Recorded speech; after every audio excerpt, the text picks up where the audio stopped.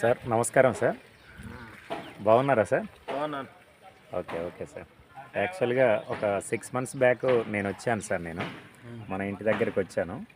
Madam గారు అంతా కూడా ఆర్పిఎస్ అంటే అడుగులో వేయించాను సార్. నేను యాక్చువల్గా ఏది మన ఇంటి వెనకాల పెరట్లో ఉన్న కొబ్బరి తోటలకు కొబ్బరి మొక్కలు అండ్ మామిడి మొక్కలు వీటన్నిటికి కూడా వేయించాను.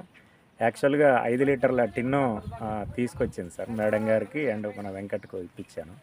దీని రిజల్ట్స్ అనేది యాక్చువల్గా అంటే మీరు ఈ మధ్య కాలంలో అంటే కొద్దిగా ప్రకృతిని ఎక్కువగా మొక్కలు బాగుండాలి సోమన్న, ఎక్కువ మొక్కల్ని మనం పెంచాలి, ప్రకృతి కూడా బాగా డ్యామేజ్ అవుతుంది, న్యాచురల్గా దీన్ని యూరియా పొటాష్ డిఏపి లేకుండా పెంచాలనేది అన్నారు. ఆ రకంగా అంటే గ్రోతింగ్ అనేది మంచిగా వస్తుందా సార్? దాని రిజల్ట్ ఇప్పుడు వేసి దాదాపు ఒక 7-8 నెలలు అవుతుంది సార్. మొక్కల గ్రోతింగ్ మీకు ఎలా అనిపిస్తున్నా సార్? బాగుంది. మొక్కలు స్టార్ట్ చేసిన దగ్గర నుంచి ఇంతవరకు కెమికల్స్ ఏం వాడలేదు సార్. ఇచ్చిన ఆర్పిఎస్ ఇదే వాడుతున్నాం. చాలా బాగుంది సార్. ఇప్పుడు గ్రీనరీ కనపడుతుంది, ఆరోగ్యంగా ఉన్నాయి. Okay sir. చాలా బాగుంది. రైతులందరూ వాడచ్చు అంటారా sir? Okay sir. Thank you sir. ఇక్కడ సార్ వాళ్ళ ఇంట్లో ఉన్నామండి. ఇంటి వెనకాల చూడండి, ప్రతి మొక్క కూడా మంచి హెల్దీగా ఉంది. ఇవన్నీ కూడా 7 నెలలు అవుతుంది. కొన్ని మొక్కలు వేసి 6 నెలలు అవుతుంది.